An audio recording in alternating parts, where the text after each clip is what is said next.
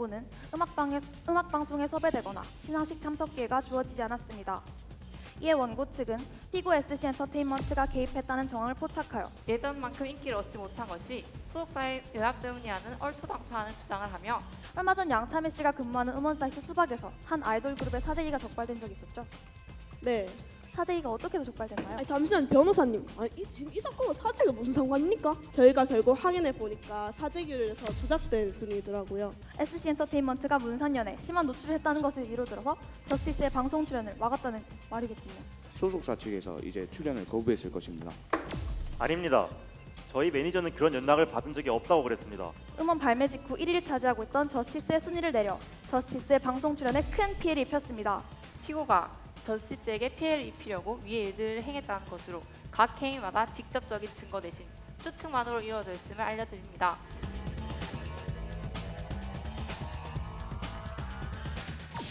정신적 압박감으로 끝내 자살을 시도하고 말았습니다.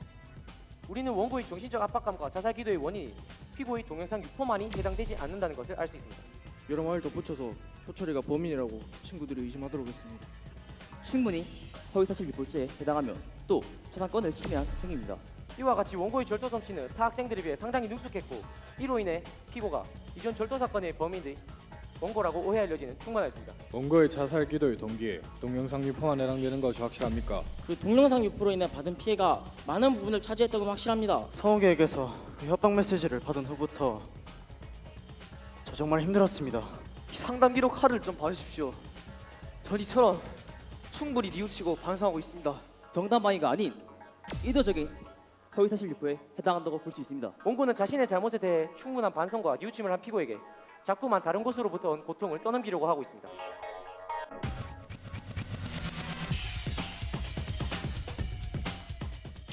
자, 그러면 금일 네 번째 팀 바로 소개를 좀 도와드리겠습니다.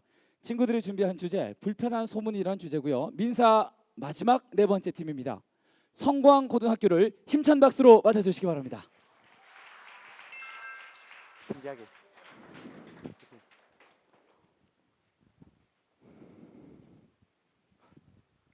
자, 구호 외치고 시작하도록 하겠습니다. 법정 카타르시스 인사드립니다. 성! 시! 사! 차렷! 경례! 성와! 바로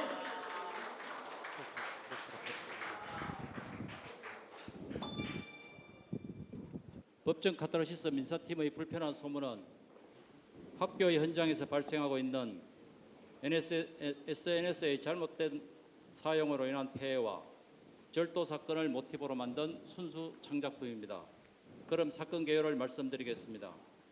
2015년 가을 신의고등학교에서는 기중품 절도 사건이 자주 발생하였고 원고 김효철이 범인이라는 소문이 떠돌고 있었습니다. 그러던 중 피고 신성우의 스마트폰이 도난당하는 사건이 발생합니다. 신성우는 범인을 잡기 위해 친구 최동준에게 비디오 카메라를 빌려 3층 사물함 주변에 설치하였습니다. 이틀 후 김동원의 지갑이 분실되는 사건이 발생하고 신성우는 녹화된 동영상을 통해 지갑을 훔치고 있는 김효철을 포착하게 됩니다. 신성우는 동영상을 빌미로 김효철에게 금전 요구 협박을 하며 요구에 따르지 않을 시 절도 동영상을 SNS에 올리겠다는 문자를 보냅니다.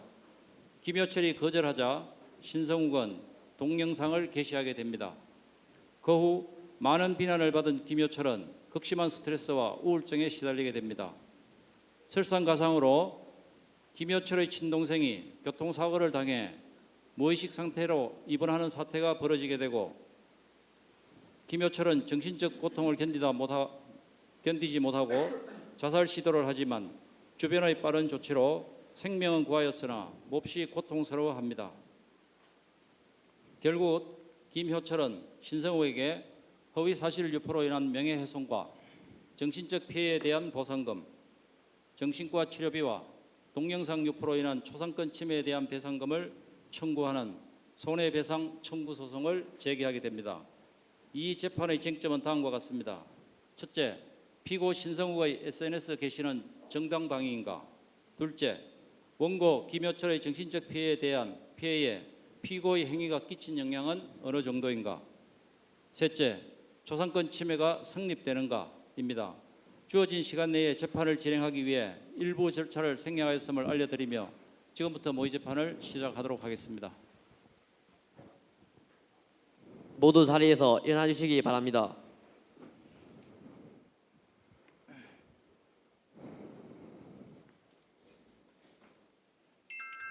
자리에 앉아 주시기 바랍니다. 지금부터 대구지방법원 2016년 4월 25일 2016 갑 1247호 손해배상 청구 소대한 재판을 시작하겠습니다. 그럼 원고 소송 대리 소장 및 준비서면의 제출 요지는 무엇입니까? 원고 김여철은 사건 이전 착실하게 학업에 집중하였고 교육관계 또한 누구보다 좋은 학생이었습니다. 그러나 어린 나이 찰나의 호기심으로 인해 작은 실수를 범했습니다. 그 후 이 행동이 피고에게 발각되고 원고는 이전 사건들에 대한 자신의 결백을 충분히 설명했지만 무시당하였습니다. 그리고 원고는 피고로부터 피고의 새 스마트폰 값인 100만 원을 달라는 무리한 협박을 받았습니다. 또한 원고는 며칠 후 자신 절도로 인한 피해 보상과 합의는 이미 충분히 하였고 그 사실까지 피고에게 알린 상태였습니다. 하지만 2015년 11월 20일 피고는 자신의 요구에 원고가 따르지 않자 원고가 자신이 초범인 것을 밝혔음에도 불구하고 자신의 SNS에 김여철이 상습적으로 절도를 범했다는 허위사실을 노발한 게시물을 절도 장면이 찍힌 동영상과 함께 게시하였습니다. 그 때문에 원고는 수개월간 많은 사람들의 불신을 받게 되었고 원만했던 그의 교육관계 또한 무너지고 말았습니다. 그로 인해 원고는 정신과 통원 치료를 주기적으로 받게 되었고 치료에 성실히 임했음에도 불구하고 정신적 압박감으로 끝내 자살을 시도하고 말았습니다. 다행히 그의 부모님이 일찍 발견한 덕분에 원고의 생명에는 아무런 지장이 없었지만 그는 여전히 정신적 고통에 시달리고 있습니다. 또한 피고는 SNS 스타로서 SNS 광고와 계정 판매로 수입을 올립니다. 즉, 피고는 원고의 얼굴이 드러나는 그 동영상을 영리적 목적으로 게시한 것입니다. 이러한 피고의 행위는 헌법 제10조, 민법 제750조, 제751조 1항, 제764조에 위배된 행위이고 또한 타인 초상권을 침해한 행위입니다. 따라서 본 원고는 피고의 행위로 인해 발생한 명예훼손에 대한 배상금 250만 원, 정신적 피해 배상금 200만 원, 현재까지의 정신과 치료비 150만 원과 향후 치료비 200만 원, 초상권 침해에 대한 배상금 120만 원, 도합 920만 원의 지불을 피고에게 요청하는 바입니다. 피고 소송 대리인 답변서 및 준비서면의 요지는 무엇입니까? 원고 김여철은 중학교 시절 흡연 및 상습적인 비행으로 인하여 일명 비행 청소년으로 불리는 학생이었습니다. 이는 원고의 행실이 고등학교 진학 후 달라졌을지라도 피고가 원고를 절도 상습범으로 오해할 여지가 충분했음을 알 수 있게 합니다. 추가적으로 피고의 비디오 촬영 전부터 이미 교내에는 원고 김여철 군이 절도범이라는 소문이 자자하였습니다. 그렇기에 본 피고의 행위는 민법 제761조에 의거하여 다른 학우들의 피해와 원고의 추가 범죄를 방지하기 위한 정당방위로 볼 수 있습니다. 게다가 피고는 편집성 성격장애 환자로서 자신의 주변 환경을 위협적으로 인지하여 대인관계에 어려움이 있습니다. 이는 피고가 그 당시 정상적인 사례 분별이 불가능하였다고 볼 수 있는 것이죠. 따라서 본 피고는 자신의 행위에 대한 책임을 변식할 능력이 없었으므로 민법 제753조에 의해 원고의 보상금 청구에 대한 책임이 없습니다. 다음으로 동영상 유포가 있고 난 후 원고의 친동생이 교통사고로 인해 아직까지 사경을 헤매고 있습니다. 이것으로 우리는 원고의 정신적 압박감과 자살 기도의 원인이 피고의 동영상 유포만이 해당되지 않는다는 것을 알 수 있습니다. 마지막으로 초상권 침해의 경우 원고가 사회 통념상 특정인임이 식별될 만한 인물이 아니게 성립조차 될 수 없습니다. 따라서 피고의 행위에는 어떠한 악의적인 목적도 담겨 있지 않았고 자신의 잘못을 깊이 반성하고 있다는 점, 원고가 아직 나이가 어린 학생이며 자신 어릴 때부터 겪던 장애로 인해 정상적인 사례 분별이 불가능했던 점, 원고의 정신적 압박감과 자살 기도에는 다른 이유가 많은 비중을 차지했다는 점, 초상권 침해가 성립되지 않은 점을 감안하여 원고의 청구에 대한 기각을 요청합니다. 알겠습니다. 원고 소송 대리인은 제출할 증거나 신청할 증인이 있습니까? 네. 첫 번째로 피고가 원고를 협박했던 사실과 그 요구사항이 무례다는 점을 입증하기 위해 갑제 1호증 2015년 11월 6일에 원고와 피고가 나누었던 문자메시지 내용을 제출합니다. 두 번째로 피고의 SNS 게시물이 허위사실 유포에 사용되었고 또 원고의 초상을 침해했음을 입증하기 위해 갑제 2호증 피고의 SNS 게시물 캡처본을 제출합니다.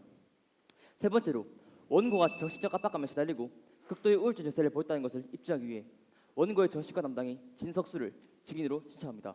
마지막으로 피고의 행위로 인해 원고가 자살과 같은 극단적인 생각을 가지고 있었음을 입증하기 위해 원고의 친구 정마석을 증인으로 신청합니다.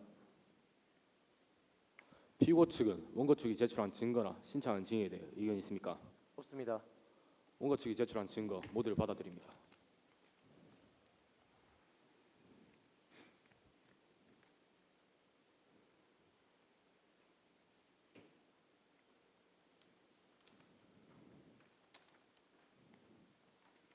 피고 소송 대리인은 제출할 증거나 신청할 증인이 있습니까?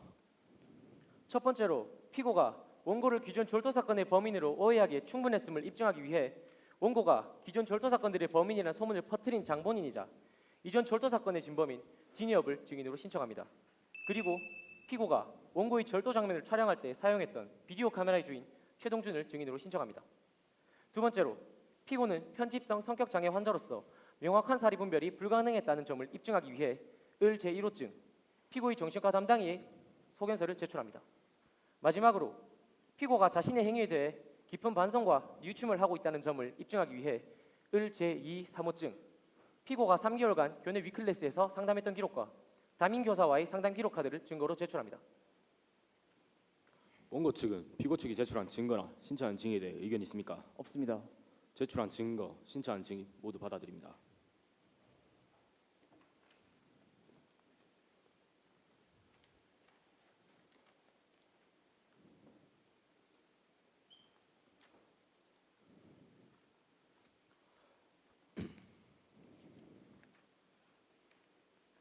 양측에서 제출한 증거에 대하여 특별히 말할 사항이 있습니까? 없습니다.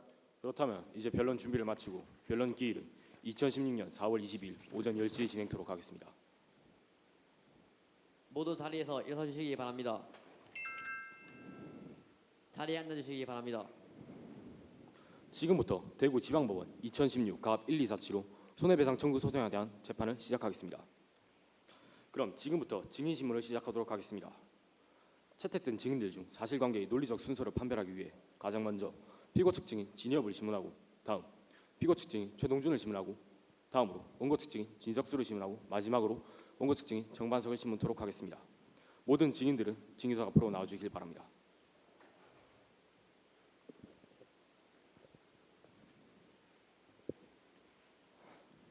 증인은 거짓 없이 증언을 하셔야 하며 허위의 증언을 할 시 위증죄로 처벌을 받을 수 있습니다. 만일 증언을 했을 시 친족 또는 증인의 범죄 행위가 드러나게 될 가능성이 있다면 증언을 거부하실 수 있습니다. 그럼 선서서에 따라 선서해 주시는데 증인들 중 진희업 증인 대표로 오른손을 들고 선서서를 낭독해 주시고 나머지 증인들은 오른손을 들어 주시기 바랍니다. 선서. 양심에 따라 숨김과 보탬 없이 사실 그대로를 말하고 만일 거짓이 있으면 위증의 벌을 받기로 맹세합니다. 그럼 진희업 증인부터 신문토록 하겠습니다. 진희업 증인 증인석 남아주시고 나머지 증인들은 밖에서 대기해 주시길 바랍니다.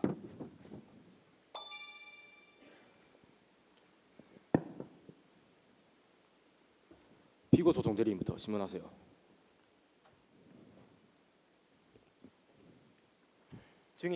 증인은 작년 겨울 신의고등학교에서 빈번하게 발생했던 절도 사건의 범인이 맞죠? 예, 맞습니다. 그렇다면 증인은 그때쯤 교내에서 원고 김효철 군이 절도 사건의 범인이라는 소문을 퍼뜨린 적이 있습니까? 예, 있습니다. 왜 그랬습니까? 저의 범행이 들통나지 않으려고 그랬습니다. 마침 사물함을 자주 드나들던 효철이가 생각이 났고 여러 말 덧붙여서 효철이가 범인이라고 친구들이 의심하도록 했습니다. 이를 통해 피고의 주변 상황이 원고를 여러 정황상 기존 절도 사건들의 범인으로 오해할 여지가 충분했음을 알 수 있습니다. 이상입니다. 원고 소송 대리인 신문하세요. 증인이 퍼뜨린 소문은 구체적으로 어떤 내용이었죠? 그건 시간이 많이 지나서 기억이 잘 나지 않는데. 그래요? 그렇다면 증인 당시 교내에는 원고가 절도를 상습적으로 범했다는 소문이 돌고 있었던 것 사실이죠? 예, 맞습니다. 이 증거를 봐주십시오. 원고가 이런 협박을 당할 당시에도 아무도 그의 편을 들어주지 않았나요? 아니 그냥 그건 단순한 작은 소문일 뿐이었어요. 그리고 제가 진범이게 밝혀지자마자 금방 소문은 찾아 들었습니다.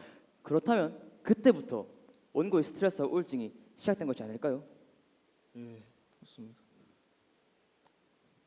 진범이 밝혀진 게 언제쯤이죠? 그때가 빼빼로 되어 있으니까 한 11월 11일쯤 됐을 겁니다. 이 게시물의 게시 일시를 봐주시겠습니까? 피고의 SNS 게시는 2015년 11월 20일에 이루어졌습니다.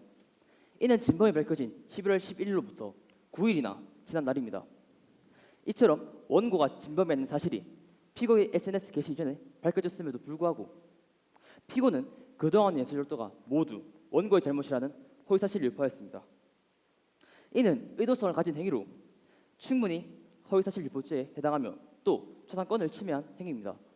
이상입니다. 피고 소송 대리인 제주 신문하겠습니까? 네, 하겠습니다.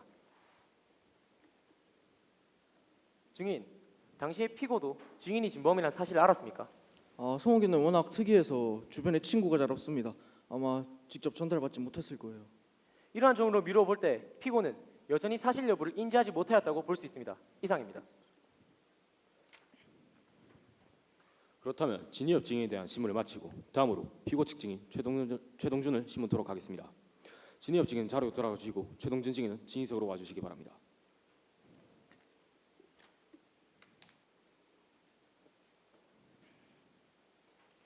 피고 소송 대리인부터 신문하세요. 증인은 신의고등학교 2학년 학생으로서 작년 겨울에 발생했던 사건에 대해 잘 알고 있습니까? 네, 교내 모두가 알 정도로 소문이 쫙 퍼졌었어요. 저 또한 효철이를 범인으로 의심했고 그리고 성욱이한테 제 비디오 카메라를 빌려줬어요. 증인 또한 여러 정황상 원고를 범인으로 의심했단 말이네요.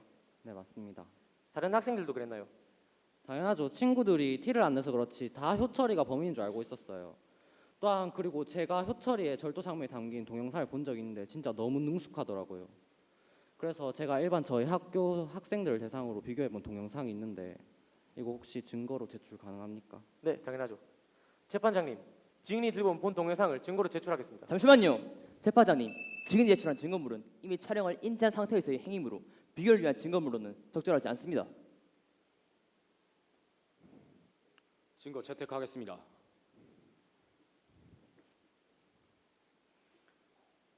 그러면 동영상을 시청해 보도록 하겠습니다.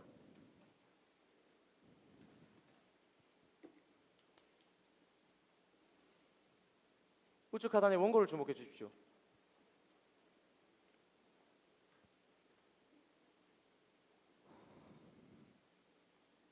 본 동영상을 보면 원고의 절도 솜씨가 타 학생들에 비해 상당히 능숙한 것으로 보이는데 직접 제작에 임했던 증인은 어떻게 생각하십니까? 저도 그렇게 생각합니다. 이와 같이 원고의 절도 솜씨는 타 학생들에 비해 상당히 능숙했고 이로 인해 피고가 이전 절도 사건의 범인이 원고라고 오해할 여지는 충분하였습니다. 이상입니다. 원고 소송 대리인 신문하세요.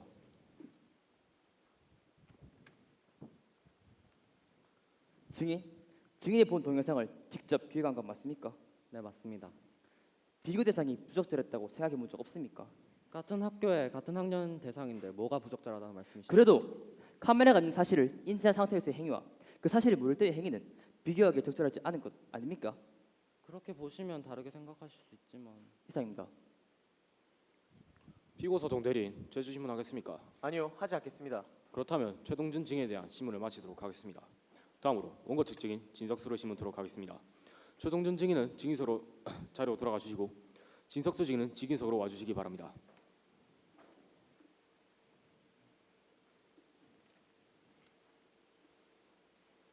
신문하기에 앞서 진석수 증인에게 질문 하나 드리겠습니다. 증인은 원고와 피고의 정식과 담당이가 맞죠? 네, 맞습니다. 예, 알겠습니다. 원고 소송 대리인부터 신문하세요. 증인, 현재 원고의 상태는 어떻습니까? 현재 정신적으로 매우 불안한 상태입니다. 그 사유가 무엇인가요? 아마 최근에 누적된 스트레스와 많은 외부 요인들이 겹쳐서 작용한 것 같습니다. 그 외부 요인에 누군가가 자신을 협박했다거나 자신에 대한 허위사실을 유포하는 것도 포함될 수 있나요? 네, 당연하죠. 이상입니다. 피고 소송 대리인 신문하세요. 증인, 의뢰한 신성욱 군의 심리 검사 결과에 대한 소견을 밝혀주십시오. MMPI, 러시아 외 4가지 검사를 실시한 결과 현재 신성욱 군은 편집성 성격 장애를 가지고 있는 것으로 시사되어집니다. 특히 신성욱 군은 러시아 검사에서 독이 있는 해충, 악마, 사악한 외계 생물체, 무서운 대항 등의 반응을 보이며 주변 환경을 위협적으로 자각하고 있는 상당히 심각한 증세를 보이고 있습니다. 그렇다면 편집성 성격 장애 증세는 무엇이죠? 이 장애의 증세로는 충분한 근거 없이 타인을 의심하거나 대인관계에 어려움을 가지며 지속적으로 원한을 품거나 용서해주지 않으며 자기중심성이 강한 것을 꼽을 수 있습니다. 방금의 증언대로 피고의 증세는 아주 심각합니다. 그러므로 그 당시 명확한 사리 분별이 불가능했다고 볼 수 있죠. 또 증인, 전문가로서 보시기에 한참 전에 일어났던 자신에 대한 허위사실 유포와 최근에 일어난 친동생의 교통사고, 이 둘 중 어느 것이 더 원고의 정신적 불안함에 영향을 많이 끼쳤을 것 같습니까? 아마 최근에 일어난 동생의 사고가 더 많은 영향을 끼쳤겠죠. 그렇다면 자살 시도 또한 친동생 사고의 영향이 더 컸다고 볼 수 있겠군요. 이상입니다. 원고 소송 대리인 제주 신문하겠습니까? 네, 알겠습니다. 증인이 방금 전 말한 편집성 성격장애의 증세가 SNS에 공개적으로 누군가에 대한 게시물을 올리고 비판하는 것과 관련이 있습니까? 아마 제 생각으로는 100%는 아니지만 어느 정도 관련이 있다고 봅니다. 그 소견에 관한 논문이나 학술 자료 있습니까? 아니, 그건 잘 모르겠습니다. 재판장님, 이처럼 증인의 증언에는 충분한 근거 없는 개인적인 생각에 불과합니다. 이상입니다. 그렇다면 진석수 증인에 대한 신문을 마치도록 하겠습니다. 다음으로 원고 측 증인 정반석을 신문토록 하겠습니다. 진석수 증인은 자료로 돌아가 주시고 정반석 증인은 증인석으로 와주시기 바랍니다.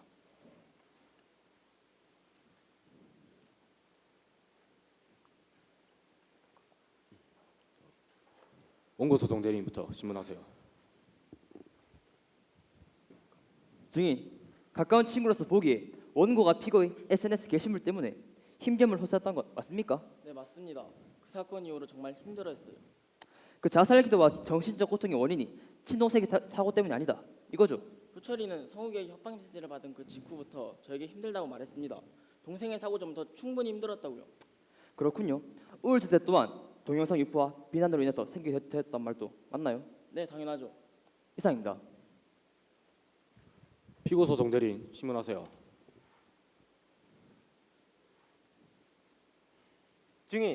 증인은 원고 김해철 군과 같은 중학교를 졸업했습니다. 맞습니까? 예, 맞습니다.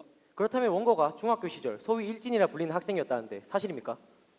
재판장님, 지금 피고 소송 대리인은 본 사건과 전혀 관련 발언을 증인에게 요구하고 있습니다. 아닙니다. 이 질문은 당시 피고가 원고를 오해할 여지가 충분했다는 점을 입증하기 위해 꼭 필요한 내용입니다.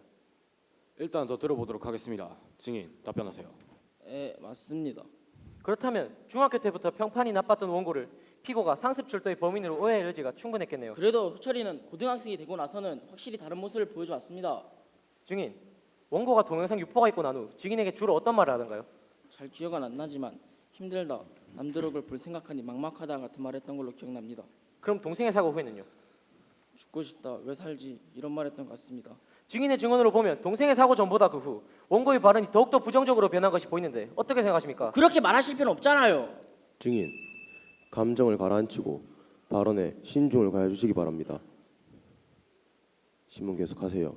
증인의 증언처럼 원고는 죽고 싶다, 왜 살지라는 식의 말을 동생의 사고 후에 하였습니다. 이것은 그 사고 전에 했던 힘들다, 남들 얼굴 볼 생각하니 막막하다 등의 말보다 훨씬 더 자신의 정신적 불안함이 심화되었다는 것을 보여줍니다. 이를 통해 원고의 자살 시도에는 동생의 사고가 상당한 비중을 차지한 것으로 볼 수 있습니다. 이상입니다. 증인, 원고의 자살 기도의 동기에 동영상 유포만 해당되는 것이 확실합니까? 그 동영상 유포로 인해 받은 피해가 많은 부분을 차지했던 건 확실합니다. 원고 소송 대리인 재질문하겠습니까? 하지 않겠습니다. 그럼 이것으로 모든 증인 신문을 마치도록 하겠습니다. 증인 자료 돌아가 주세요. 원고는 원고 소송 대리인의 최종 변론 전 혹시 하실 말이 있습니까?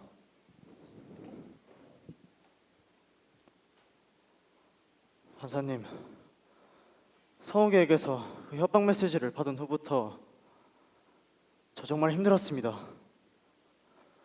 하루하루가 정말 지옥 같았어요.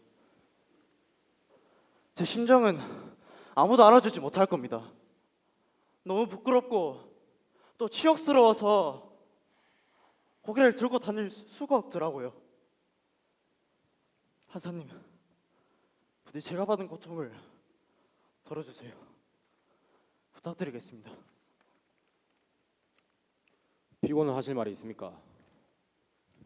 판사님, 이 상담 기록 카드를 좀 봐주십시오. 전 이처럼 충분히 뉘우치고 반성하고 있습니다. 효철이에게도 수도 없이 사과를 시도했고요. 그런데 효철이는 제 사과를 들어주긴커녕 무심하더군요. 판사님, 제 뉘우침을 미안한 마음을 낳아주세요. 이제 양측 소송 대리인의 최종 변론을 듣도록 하겠습니다. 먼저 원고 측 소송 대리인 최종 변론 시작하세요. 존경하는 재판장님, 거의 반년의 시간 동안 원고는 지옥 같은 하늘을 보내왔습니다. 매일같이 어울리던 친구들의 눈초리와 의심, 또 이유 모를 왕따라는 수식어까지 그를 따라다녔죠. 단지 고등학교 진학 전 남들보다 더 놀면서 학업에 집중하지 않았던 이유. 소문을 퍼뜨린 당사자가 직접 퍼뜨렸던 내용이 기억이 나지 않을 만큼 대충 끼워 맞춘 억지 정황에 맞아떨어졌다는 이유로 그는 1심을 받았고 점점 심해지자 결국 빠져나올 수 없는 구렁텅이에 빠져 홀로 지내왔습니다. 물론 원고에게 잘못이 없다는 것 또한 아닙니다. 어린 나이에 작은 실수를 범했을 뿐이지요. 하지만 그로 인해 발생한 모든 피해에 대한 보상과 합의를 끝마쳤음에도 불구하고 피고는 본인의 절도 피해까지 원고에게 뒤집어 씌우며 협박을 해왔고 또 원고가 이를 받아들이지 않자 자신의 SNS에 원고가 절도를 상습적으로 범했고 또 원고 얼굴이 명확하게 드러나는 동영상을 게시했습니다. 특히 SNS 게시 이전에 진범이 밝혀졌음에도 불구하고 허위사실을 담은 게시물을 게시한 피고의 행위는 정당방위가 아닌 의도적인 허위사실 유포에 해당한다고 볼 수 있습니다. 그리고 원고의 동생에게 일어난 불의의 사고가 원고에게 전혀 영향을 끼치지 않은 것은 아닙니다. 그러나 그때 원고가 받은 상처를 되짚어 보았을 때 원고의 동생의 사고는 어차피 터지게 될 시한폭탄에 단순히 폭파 버튼을 누르는 행동이 되었을 뿐이지 그 이상 그 이하도 아니었습니다. 피고는 일명 페북 스타입니다. SNS에 상당히 많은 팔로워를 보유하고 있죠. 이들의 주 수입은 SNS를 통한 광고와 계정 판매에 달려 있습니다. 피고는 자극적 영상으로 지금껏 팔로워를 늘려왔습니다. 이 사건에서도 피고는 원고의 동영상을 통해 팔로워를 늘리고 또 더 많은 광고를 얻기 위해 그 게시물을 게시한 것입니다. 피고는 분명히 원고의 추상을 연리적 목적으로 사용하였습니다. 이는 추상과 침해에 해당하는 사항입니다. 재판장님, 한 번 엎질러진 물을 되돌려 닮을 수는 없지만 법정이라는 누구에게나 공정한 공간 속에서 이렇게나마 원고가 입은 피해와 고통을 들어주고자 합니다. 이에 본 원고는 명예훼손에 대한 배상금 250만 원, 정신적 피해 배상금 200만 원, 현재까지의 치료비 150만 원과 향후 치료비 200만 원, 초상권 침해에 대한 배상금 120만 원, 도합 920만 원의 지불을 피고에게 요청한 바입니다. 피고 측 소송 대리인 최종 변론 하세요.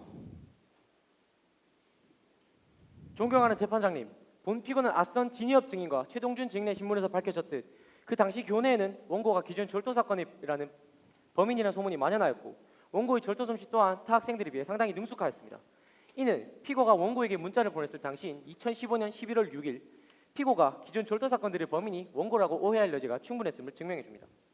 또한 피고는 향후 다른 절도 사건으로 인한 피해자가 생기지 않기를 바라는 마음으로 그런 메시지를 보냈던 것입니다. 따라서 이는 정당방위였습니다. 또 한 가지 고려해야 할 점은 피고는 편집성 성격장애라는 장애를 가진 환자라는 점입니다. 징석수 증인의 증언처럼 이 장애를 앓는 환자는 명확한 근거 없이 자신의 주변 환경을 위협적으로 인지하여 대인관계에 어려움이 있습니다. 이는 곧 그 당시 피고가 정상적인 사리 분별이 불가능했음을 의미하죠. 물론 동영상 게시 이전에 진범이 밝혀지긴 했지만 피고에게는 아무도 그 사실을 알려주지 않았습니다. 이와 더불어 아직 피고는 정신이 미성숙한 미성년자입니다. 따라서 피고는 자신의 행위에 대한 책임을 면식할 능력이 없었습니다. 또한 원고의 정신적 고통과 그로 인한 피해에 대한 피고의 책임의 비중은 상당히 적습니다. 앞선 증인신문에서 밝혀졌듯 원고 김현철은 자신의 친구에게 동영상 유포 당시에는 힘들다는 식의 말뿐이었지만 동생의 사고가 있고 난 후부터는 죽고 싶다 등 상당히 부정적으로 원고의 감정이 격화된 것을 알 수 있습니다. 이에 우리는 원고의 정신적 고통의 원인으로 피고의 동영상 유포를 자꾸 늘어질 것이 아니라 원고의 동생에게 일어난 불의의 사고가 정신적 고통에 큰 비중을 차지했다는 점 간과해서 안 됩니다. 마지막으로 초상권 침해 여부에 있어서 원고가 많은 사람들에 의해 사회에서 특정인 이미 식별될 만한 인물이 아닌 단지 대한민국의 평범한 고등학생일 뿐이기에 성립조차 될 수 없습니다. 친구들끼리 사진을 찍어 서로의 SNS에 올리기도 하는 것이 요즘 세상입니다. 존경하는 재판장님, 재판에서 드러난 사실을 바탕으로 했을 때 피고가 원고에게 보낸 문자에도 정당성이 담겨 있었고 동영상 게시는 피고의 병이 야기한 행동일 뿐입니다. SNS 게시 또한 친구들 사이에서 흔한 일인데 어떤 사람이 그런 일로 자살 시도까지 하겠습니까? 동생의 사고는 다른 이유가 있었던 것입니다. 따라서 본 원고는 피고 측은 원고 측이 주장하는 손해배상금을 지급할 사유가 없습니다.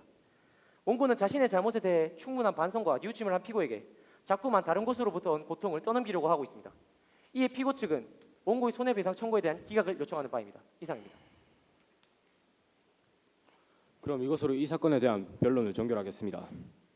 판결은 5월 2일 오전 10시에 진행토록 하겠습니다.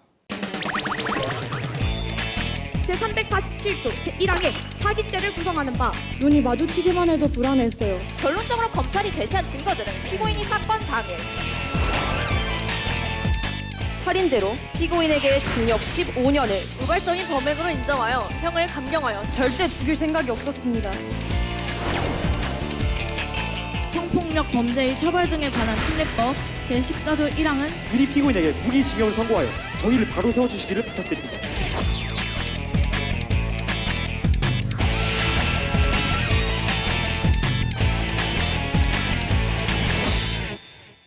모두 자리에서 일어서주시기 바랍니다.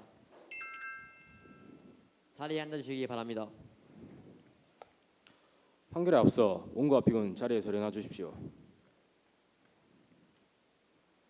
원고는 오른손을 들고 제 말을 따라하세요. 나 김효철은 어떤 상황에서라도 함부로 타인의 물건을 훔치지 않겠다고 맹세합니다. 나 김효철은 함부로 어떤 상황에서라도 타인의 물건을 훔치지 않겠다고 맹세합니다. 이번엔 피고가 오른손을 들고 제 말을 따라하세요. 나 신성욱은 섣부른 행동 전에 한 번 더 생각하는 사람이 되겠다고 맹세합니다. 나 신성욱은 섣부른 행동 전에 한 번 더 생각하는 사람이 되겠다고 맹세합니다. 두 분 다 방금 한 맹세를 꼭 마음에 새기시길 바랍니다. 자리에 앉으세요. 그럼 지금부터 대구지방법원 2016 갑 1247호 손해배상 청구 소대한 판결을 선고하겠습니다. 먼저 판결의 이유에 대하여 설명하겠습니다. 첫째, 피고의 SNS 게시의 정당방위 여부에 관하여 그 당시 교내에 퍼진 소문으로 인해 피고가 원고를 기존 졸자 사건들에 대한 범위로 오해할 여지가 충분했던 점은 인정한다.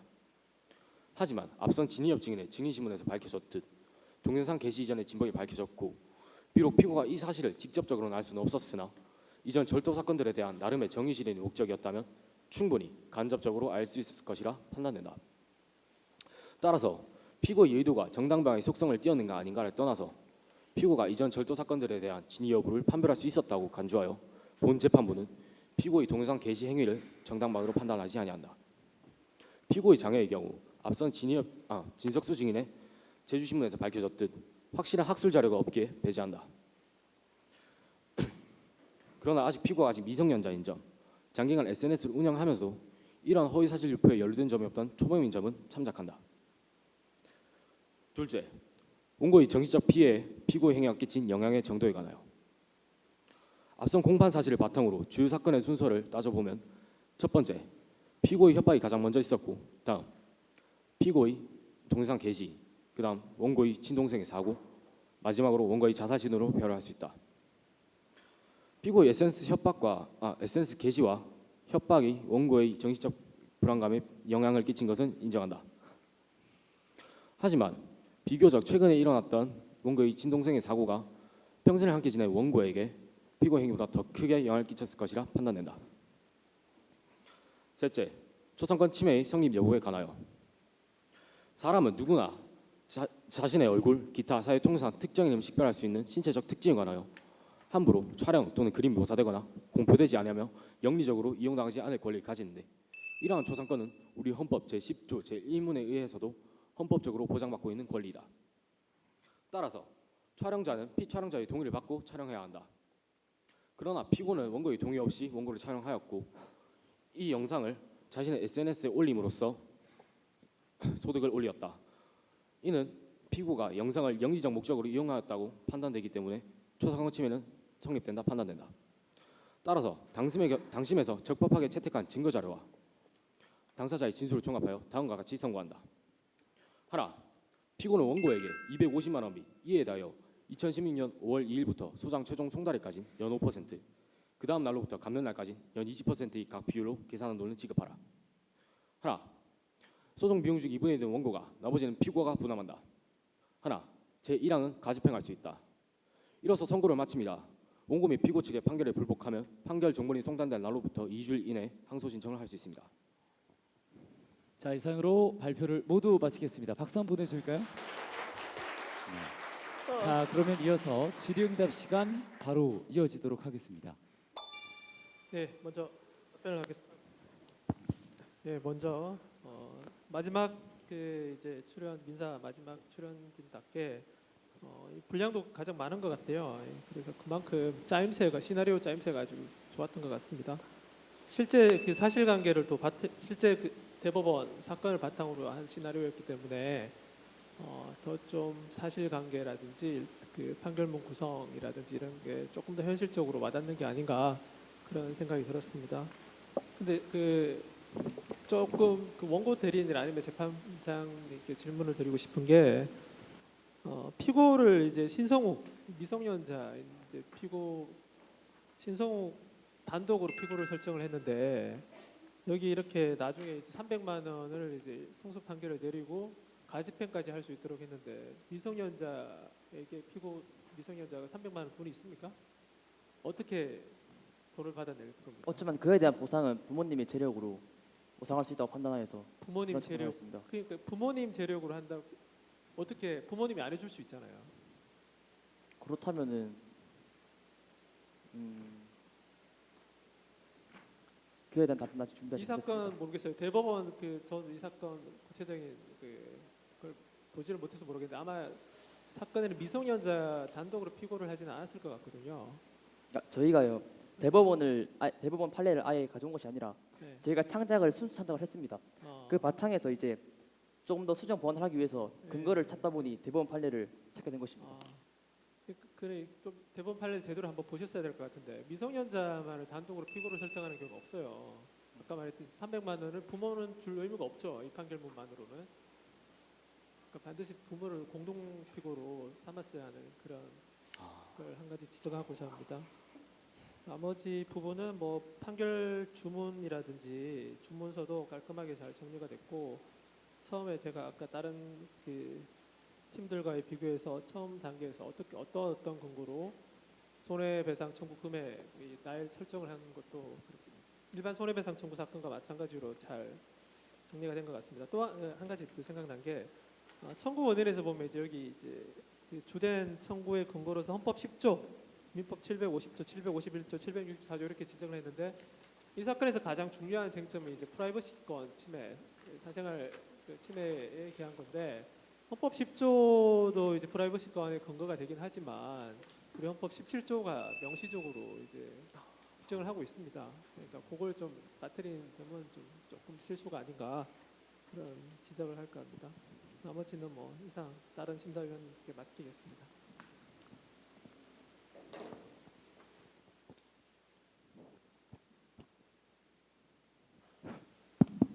예, 시나리오에 있어서 완성도는 가장 높았던 것 같습니다. 뭐 그에 비해서 쟁점이 좀 앞팀에 비해서 간단한 면이 있었기 때문에 그렇지 않았나 이런 생각도 좀 있고요.